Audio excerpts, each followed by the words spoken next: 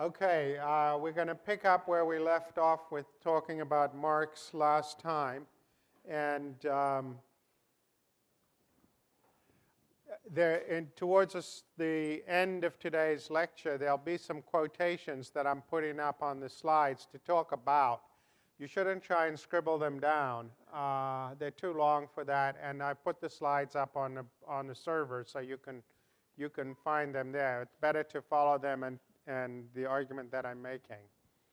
So I was just talking to some of the teaching fellows about how the sections went, and it seemed like there was some confusion or lack of, lack of comfort with this concept of exploitation in Marx. Just where does it come from and how does exploitation occur when people are making voluntary Pareto exchanges?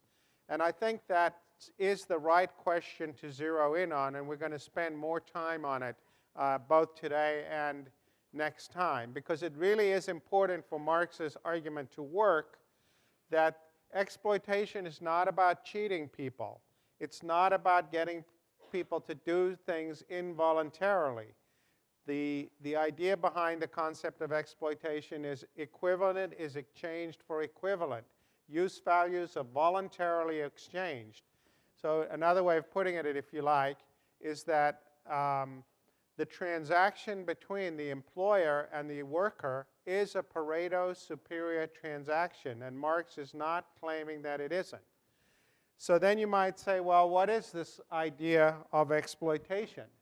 And we saw that in some ways it's quite counterintuitive, because when we worked through this, the only way in which the capitalist can increase his productivity is by either increases in what Marx called absolute surplus value, which is basically lengthening the working day, getting people to work harder. There are obviously physical limits to that and political limits. Workers are going to organize. They're going to get the 10 hours bill passed through Parliament, as they indeed did. And so then you get the other approach, what he called increases in relative surplus value, which is technological innovation, so that the capitalist can cover his wage bill in less time. And so the necessary labor time goes from 4 hours to 3, and there's 7 hours of surplus labor time where the worker's producing goods that, when sold, produce value that does not accrue to them. Okay? We thought there was something counterintuitive here, and I'm going to come back to that, in that most of you figured you would choose 3 over 2 if the alternative, if you had to take one of them, but that's actually a higher rate of exploitation.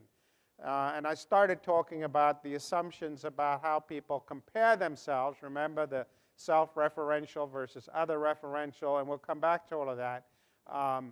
But the point I want to make first, and to get you just clearly to understand, is that this kind of move, increasing productivity by technological innovation, is, Marx and modern economists all agree, is the thing that makes capitalism dynamically productive, because it's the pressure to innovate that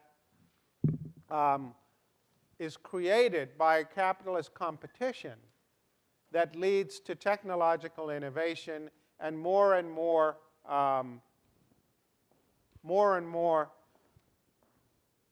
capital-intensive production. Because if you think about it, the more you're spending on technology to make your labor more productive, the less you're spending on your wage bill. And it's only living human labor power that creates fresh value, according to Marx. And so when we think about this line moving this way, we're thinking about production becoming ever more capital intensive, right? More and more spent on technology to make the workers more productive. And we should expect capital intensity to increase over time. when you see Marx talk about, use phrases like the organic composition of capital increases, he's just saying that production becomes steadily more capital intensive. Now you could say, well, why is this exploitation? And Marx wants to say, this is, I think, at the end of the day, not a very plausible argument for reasons we'll see on Wednesday.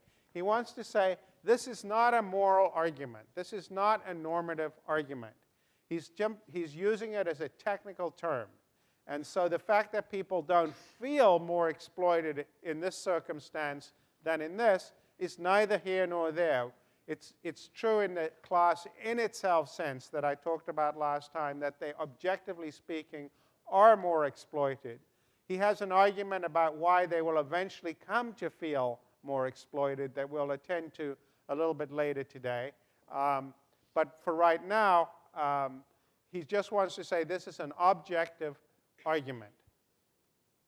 Now you could say, well, so is the rate of exploitation the rate of profit? And the answer is no. It's not the rate of profit because the value that's created here, the so-called variable capital, which just covers the wage bill, is separated out from capital that's spent on everything else. So it's true that the capitalist's profit comes out of here, but so do rent, research and development costs, advertising, mail, you name it. So profit is some subset of this, but not the totality of it. So the rate of profit is not the same thing as the rate of surplus value. And the rate of profit is also not the same as the rate of exploitation. But what he is assuming in the concept of exploitation is that the worker is producing some value that ultimately accrues to the capitalist. Now, I said to you when we started out talking about Marx that he, just like the neoclassical theorists, he has a micro theory and a macro theory. You now know what the micro theory is. It's this story here. You might think about it. This diagram is to Marx what the Pareto diagram is to the Pareto system.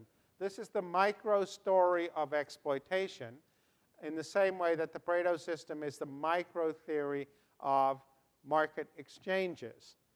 But at the end of the day, of course, there's a macro theory as well. As I said, Marx, like Adam Smith and David Ricardo before him, had an invisible hand theory. And I think the easiest way to get a grip on his macro theory is to talk about the 5 sources of crisis in capitalist systems that he thought followed from his analytical logic. And I'm just going to spell them all out now.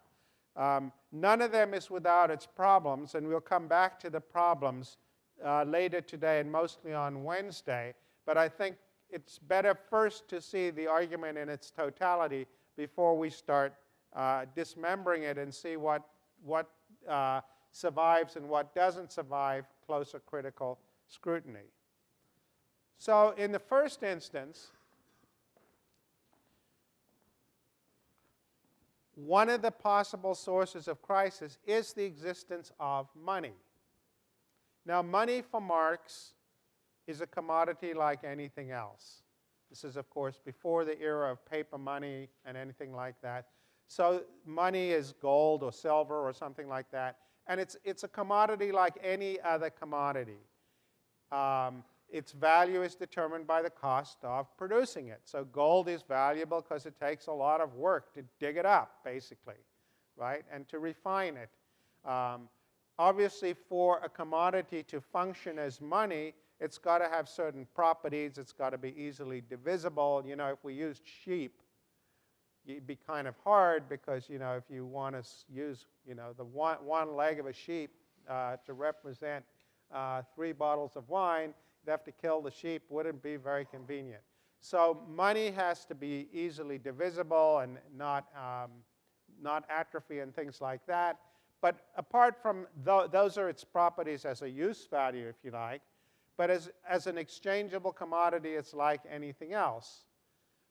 But once you get a developed market system, it depends on money to function. And there's the ever-present possibility of liquidity crises if people start hoarding money. And he thinks that in times of anxiety and so on, people will start to hoard money. We saw this, if you remember, during the financial crisis last year, where suddenly banks that had trusted one another for decades and even centuries stopped trusting one another and wouldn't lend money to one another in ways that they regularly did because they didn't know whether the other party had the money to lend. And there was a period of several weeks where the entire financial system was in danger of crashing simply from the liquidity crisis that sort of was perched on top of the credit crisis. So once the system becomes completely dependent on money as a medium of exchange, there's the ever-present possibility that people will hoard money and the system will go into a crisis. Secondly, Marx thinks he's now understood better than Smith and Ricardo before him just why it is that there's a declining tendency in the rate of profit in capitalist systems. And the answer is in the logic of the system you've already worked your way through. So if you go back here, as we move down here to make the system more capital intensive, any given move increases profitability for the person who makes it. So if this is the status quo and it's a cotton factory and the capitalist puts in a spinning jenny and makes his wage bill more quickly than anybody else, that leads him to be able to undercut his competitor, right? And so his profits will go up. But all the competitors will then themselves make exactly the same innovation themselves. And then once you have spinning jennies throughout the cotton industry, the claim is that the rate of profit in the cotton industry will be lower than before anybody had put in a spinning jenny. Okay? So that the idea is what you do at the margin to improve your profits as a capitalist leads to the declining rate of profit in the industry as a whole. Because as we become more and more capital intensive in the production of cotton, we have less living human labor power going into the production of cotton, and it's only living human labor power that produces fresh value. Now you might say, but doesn't the spinning jenny produce fresh value? Marx's argument is no. The value of the spinning jenny was determined by the labor to produce the spinning jenny, and its value is transferred to the product, but that's all. It doesn't produce new value. It's only the living human labor power. And the way you need to think about it is that that is less and less and less of the capitalist's investment as a proportion of his total investment. So living human labor power, or variable capital as Marx calls it, is a diminishing proportion of what the capitalist has to invest in order to remain competitive. And so over time, profits are going to diminish in very competitive industries because they'll get more and more productive. And that's what we mean in the modern world when we say there's a very, very little margin in a particular industry. If you want to go into making something like salad dressing, very saturated market where every gizmo has been tried, you're going to find minuscule margins, very, very hard. And Marx thinks this is a process going on economy-wide, and so that's why economy-wide the rate of profit gradually declines in capitalist systems. And as I said, that's something that all of the classical economists thought that they had observed. And so any theory worth its name was going to have to account for it. So that's a second source of crisis, though, because as it becomes harder and harder for capitalists to make a profit, many of them are going to go out of business. And that brings me to the third source of crises in capitalist systems. And it's basically that competition eliminates competitors. So that the initial market model he starts with is a perfectly competitive one. But what he's saying is, of course, over time, as people go out of business, at the same time as things are becoming more and more and more capital intensive, another way of putting it is the entry costs become very high. For instance, in 1984, when the Challenger blew up, there was a company called Morton Thiokol that made the O-rings for the Challenger, right, on the rocket boosters. It turned out that the design was faulty. Now you might say, well, that was probably the end of Morton Thiokol's relationship with NASA. Having, made such a terrible error, they would go to a competitor. But guess what? Morton Thiokol is still making rocket boosters for NASA, because, the notion that I would say to myself, looks like a good business for me to get into. They're obviously no good at it. I'll go start making rocket boosters for NASA is laughable, right? Because the entry cost is so high. So that's an example pretty much of a monopolistic industry. So competition leads to innovation, yes, but it also leads to the elimination of competitors as production becomes more and more capital intensive. And once you don't have competitors, you don't have a reason to innovate, and the basic dynamic of capitalism starts to slow down, because monopoly capitalism doesn't have the same inbuilt incentives for innovation. Remember, the capitalist is not afraid of the worker on Marx's story. The capitalist is afraid of the capitalist down the street. And once there is no capitalist down the street about to take his business away or her business away, then this competitive dynamic starts to atrophy.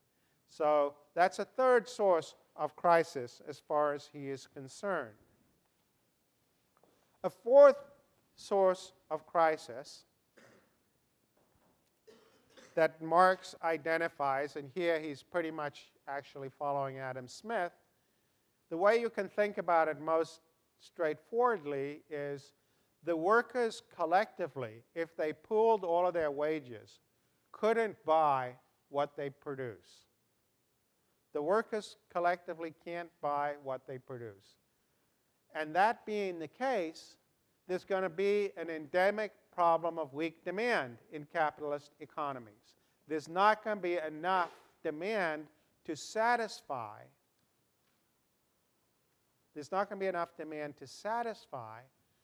the needs of the system in order for everything that's produced to get sold. Big problem.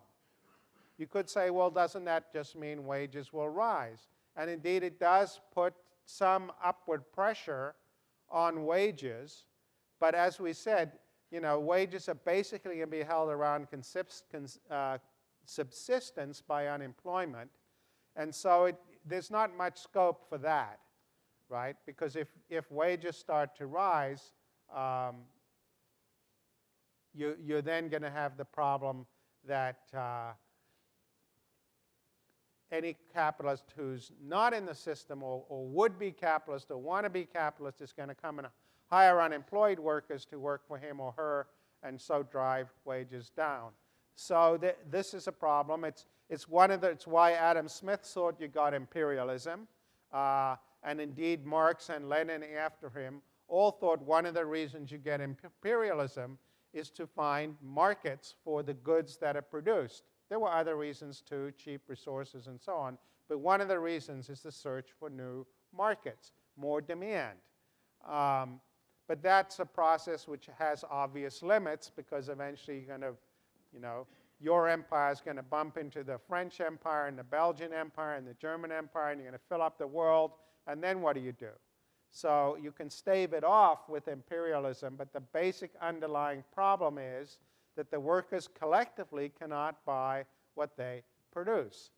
Now, we see this sort of dynamic play out in some ways during recessions when there's not enough demand in the economy. And of course, there are things you can do about it. You can do what we did in the Great Depression. The government can borrow money and give it to, basically give it to unemployed people by hiring them to do public works, and then they spend it and stimulate demand. Or they can try what we've been trying to do in the last year and a half. They can try and get the banks to give credit to people to buy things and stimulate demand. But it's a basic structural problem, Marx thinks, built into the very fact built into the system by the very fact that the workers collectively cannot purchase everything that they produce. Now, you could say, well, these are all sort of tendencies, but there are counter-tendencies as well, and these problems can be staved off, imperialism being an example of staving off the one I've just discussed. And Marx is not particularly clear on just which one of these problems is supposed to be decisive. Rather, what he thinks is they'll all sort of kick in and start to make the system creak at the joints and not work very well. And as that starts to happen, workers will start to get mad because they will start to discover that the system isn't giving them any particular benefits. The famous line towards the end of the Communist Manifesto that you all read, workers will come to realize that they have nothing to lose but their chains. The system that has given them certain benefits will give them fewer and fewer benefits as competition becomes more cutthroat. Their employers are working with narrower and narrower margins. They're unable to buy the luxury goods that they see all around them, and so they'll start to become angry, and that leads us to the discussion we had last time, where we see that Marx wants to say that the declining relative share of the total product is eventually going to make them militant. And so the image is of a system becoming less and less dynamic, a smaller and smaller number of monopolies in every industry, capitalists who are going out of business, falling down into the working class, bringing all their resentments with them, and finally, the system starts to reach the point where it just can't function. And that's when he thinks the socialist revolution becomes both possible and necessary. And so you will get some sort of revolutionary moment, and the workers will take over the state, and the small remaining number of monopoly capitalists will be put out of business. The means of production will be nationalized, and then socialism will exist.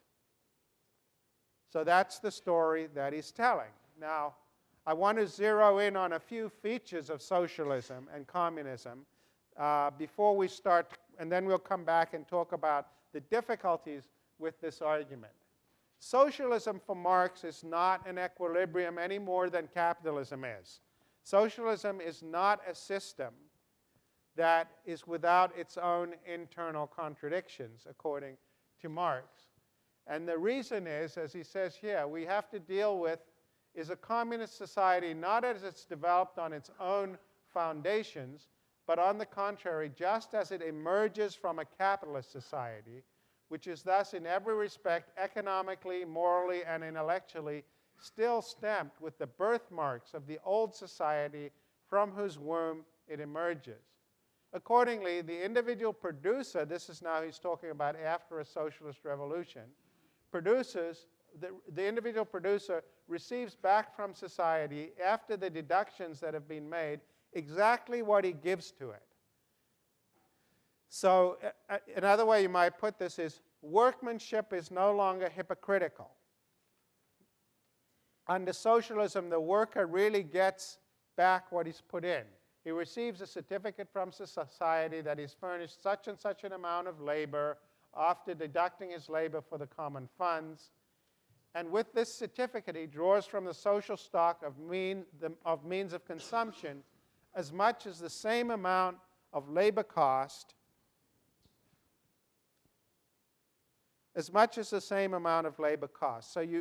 So you have what he describes here as the rights that workers get to what they've produced, he says. It's still in principle a bourgeois right, although in principle and practice are no longer at loggerheads, while the exchange of equivalents in commodity exchange exists only on the average and not in the individual case. Don't worry about that last phrase. But what he's saying here is that principle and practice are no longer at loggerheads. What he means is the worker is being recompensed for his work, right?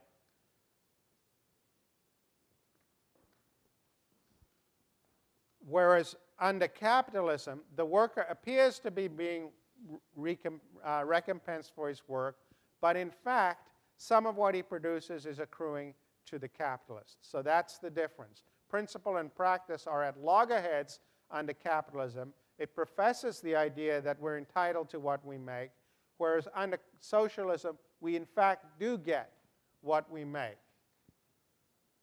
And in that sense, socialism is an advance on capitalism. But, he says, in spite of this advance, the equal right is still constantly stigmatized as a bourgeois limitation. The right of the producers is proportional to the labor they supply. And the equality consists in the fact that that measurement is made with an equal standard labor. Now, what does all that mean? It's rather contorted language, but just look at a little more of the contorted language, and then I'll explain in words of one syllable what it means. This is from the critique of the Gotha program. And what he wants to say is, even if you reward people equally for their work, there's going to be inequality in the society. So he says, look, one man is superior to another physically or mentally and supplies more labor at the same time, works harder, or can labor for a longer time, and labor to serve as a measure must be defined by its duration or intensity. Otherwise, it ceases to be a standard of measurement. This equal right is an unequal right for unequal labor. So if some of us are stronger than others and we get paid according to how much work we do, some of us are going to get more than others, right? An equal right to unequal labor. It recognizes no class differences because everyone is now only a worker, like everyone else once we get to socialism. But it tacitly recognizes unequal individual endowments. It tacitly recognizes unequal individual endowments and thus productive capacity as a natural privilege. It is therefore a right of inequality in its content like every other right. Right by its very nature can consist only in the application of an equal standard, but unequal individuals, and they would not be different individuals if they were not unequal, are measurable only by an equal standard insofar as they're brought under an equal point of view, are taken from one definite side only. For instance, in the present case, are regarded only as workers and as nothing more is seen in them, everything else being ignored. Further, one worker is married, another is not. One has children, more children than another, and so on and so forth. Thus, with an equal performance of labor, and hence an equal in the social consumption fund, one will in fact receive more than another, one will be richer than another, and so on. So if you think about a system in which there's no longer a capitalist, but people are rewarded on the basis of work, there's still going to be inequality because some people have more effective capacities to work than others, and because some people have more demands on them than others. If you have more children to feed than somebody else, earning the same amount is going to leave you relatively worse off. So socialism is not a condition of equality because there is this right based upon labor. And he says these defects are inevitable in the first phase of a communist society, which is socialism. They're inevitable. As it is when it has just emerged of the prolonged birth pangs from capitalist society, right can never be higher than the economic structure of society and its cultural development conditioned thereby.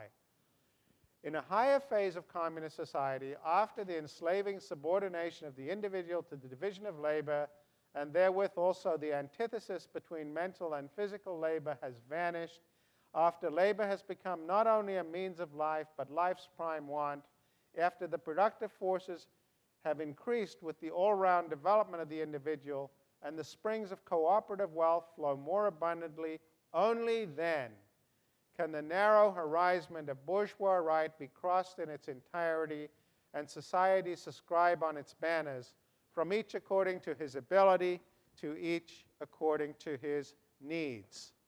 From each according to his ability, to each according to his needs. That is the definition of the distributive principle under communism. Whereas under socialism, it's from each according to his ability, to each according to his work.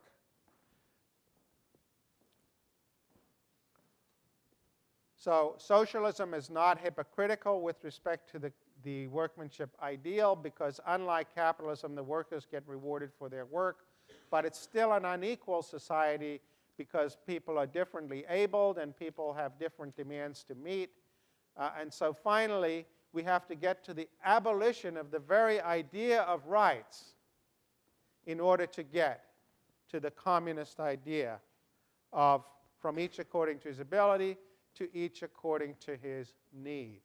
So that's the Marxian story. I'm sorry I put such long quotations up there, but I think you need them to get a flavor of how he was actually thinking about it. These interaction crises, all of them making one another worse, declining profits, liquidity crisis, more and more militant workers, and so on and so forth. Finally, you get an increase in consciousness, the socialist takeover. It's still an unequal system, but it has the capacity for superabundance, for cooperative wealth to flow more abundantly.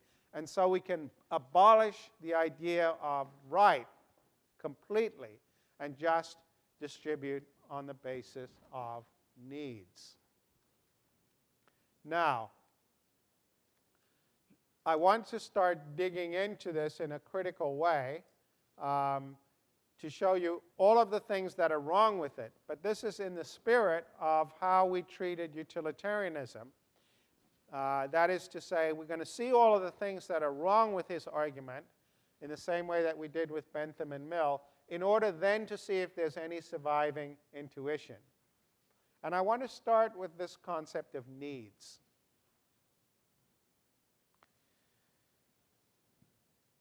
One of the reasons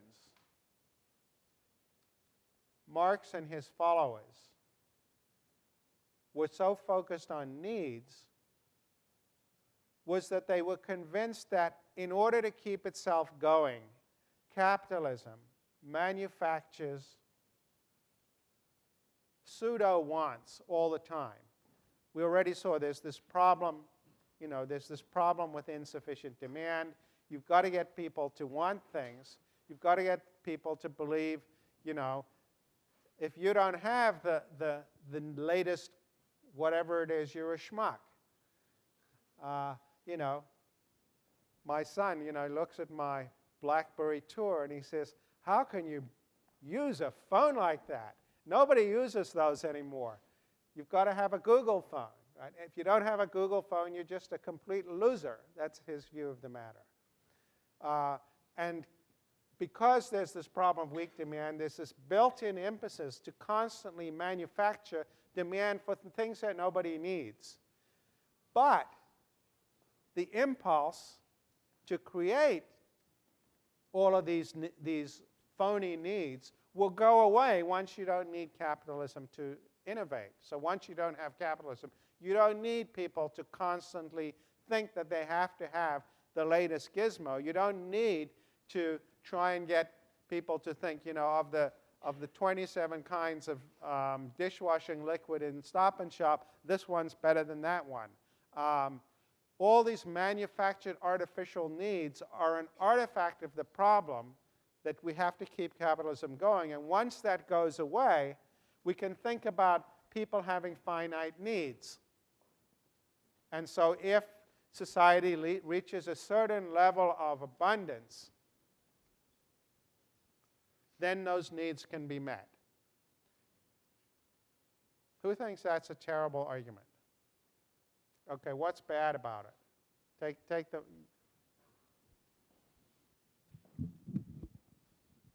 Over here, yeah. It just doesn't seem like a good model of human nature, and it puts a limit on how much you can want. It what? It puts a limit on how much you can want, and it makes... I mean, it seems like everyone has to want the same amount of things. Okay, why else? I think that was a good point. What else is wrong with it? I mean, surely it's true that some of the things, there is a difference between wants and needs, right? And a lot of our wants are very frivolous, right? There are a lot of things we want. I mean, the neoclassical system doesn't differentiate because we don't allow interpersonal judgments of utility, right? So, Trump thinks that he needs the next $100 million, and you might say he might want it, but he doesn't need it. But what's wrong with that? I just want you to elaborate on what you were saying. Or somebody else to elaborate on what you were saying. Yeah. How the government will decide what people need and what they just want. You're troubled by the idea of the government deciding what people will need and what they just want. I think that's fair enough. But, I think Marx in his most utopian moments, after all, one of the differences between socialism and communism is there is no government under communism. There's a withering away of the state. So his idea, I think, is there's just going to be all this all these goodies everywhere, and people will just take what they need. Where does the abundance come from also? That's another problem. Whereas it's been made possible by capitalism. The productivity of capitalism and will then have... it gets used up, and then there's no more capitalism to create more? Okay, so you're saying we might go to superabundance, but then fall back from it. So, yeah, I think those are good criticisms. So why will there be continuing abundance? I think that's a fair criticism. But I think there's a more fundamental problem with it, and that is in distinguishing wants from needs, you could say, look, even before you get to those problems, which you both raise serious questions for it, but even before you get to those questions, somebody might say, look, we can at least define needs by what people require in order to survive. Surely, if we want to distinguish wants from needs, we make a distinction between things that if you don't get them, you're going to die, versus things that if you don't get them, you might not be that happy, but you're not going to die. What about that? Who thinks that would solve Marx's problem? Anybody? Why wouldn't it? Who thinks it wouldn't? You just said, we're going to reach a level of productivity where we can produce what people need in order to survive. And then we could get rid of the regime of rights. And, I think Marx makes a very valid point when he says any regime of rights is a regime of inequality. Yeah. Well, I think that's kind of keeping with the same thing they had during capitalism. Like, if it's still just subsistence level, if that's what you need, then that's the same thing the workers had under capitalism. It's not really making communism a better society for the people. Okay. So you're saying a world in which people only meet their needs may not be a better world. Yeah. Okay, I think that might be a fair criticism. He wants to say the alternative is that we're all like these rats on wheels, running faster and faster to get, less and less benefit. So that unless we can accept finitude, that we live for a fixed time, and if we can't come to grips with the fact that we are finite creatures, we're never going to be happy. So I think that's the debate that he would want to have with you. But I think that even within Marx's own terms of reference, there's a different problem, and that is this. Suppose you said, all right, we'll grant you, as a matter of the philosophy of it, we'll grant you, Karl Marx, the proposition that needs are defined by what is necessary for people's survival, and that they should somehow be more important than and trump frivolous wants that might make life better, but still in all, making my life better by letting me have a nice car is less important than preventing somebody from starving when it really gets down to it. And so we could make this distinction between needs and wants in that sense. But here's the problem. Even if we're only trying to meet people's needs, defined in that narrow sense of keeping people alive, there's still endemic scarcity. This notion of superabundance doesn't make any sense. Just think about it for a minute. Money that we spend on dialysis machines is money that we don't spend on heart transplants or AIDS research. So no matter how much wealth there is, there's still distributive choices to make in the society. There's still going to be the problem that we're going to say, well,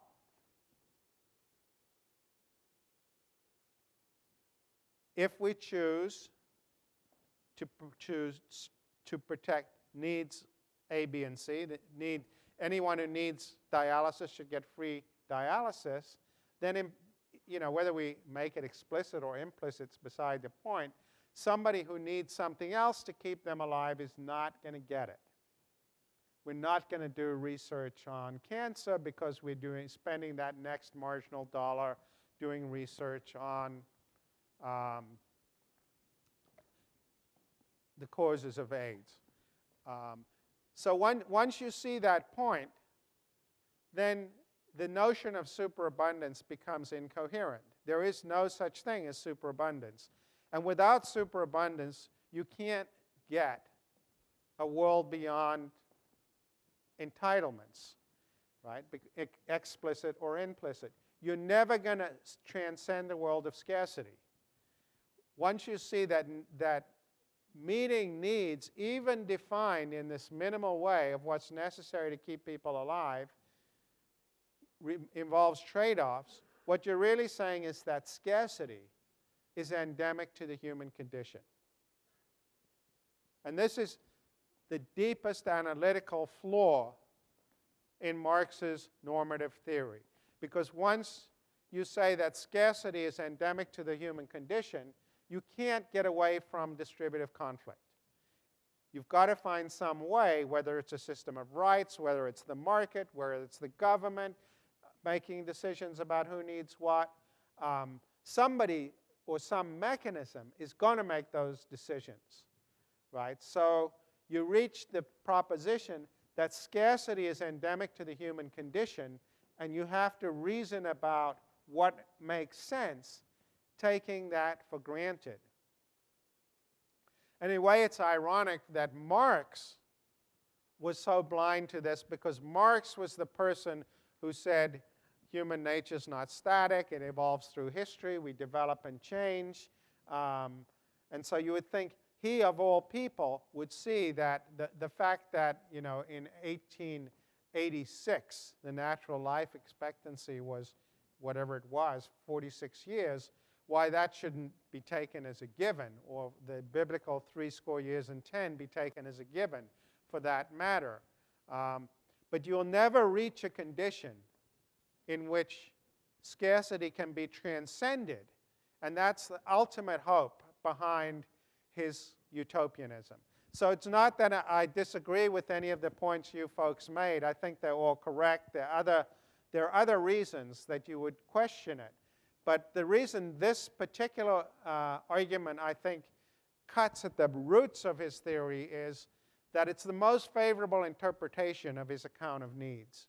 Right? There's no more favorable interpretation than limiting them to survival. And even on that account, we can't get to a world of superabundance. We will always live in a world of scarcity, and that means that whatever you have to say about distribution has to take that for granted. This is as, I think, as powerful a point as the point we made when we came to the end of our discussion of Mill, to the effect that you can't get the politics out of the definition of harm, right? There's no neutral way to define harm. Another way of thinking about this is it's a way of trying to transcend politics, right? One of Engels, not Marx, but never mind, Engels was stating a Marxian view, was that the great thing about socialism and communism is that politics gets displaced by administration. That you don't have to worry about distributive conflict in this story because there's superabundance, right? And in Mill's account, you don't have to worry about the definition of harm in his case because there'll be a neutral scientific account. Neither of them works. So we have a world in which there have to be political choices about distributive questions. Some say leave it to the market, but that is itself a political choice. We'll have more to say about that. So that's the beginning of the end of Marxism is, I think, the recognition that scarcity is endemic to the human condition. What we will do on Wednesday is explore and unpack some other difficulties with his argument and then see whether and what the remaining insights might be. See you then.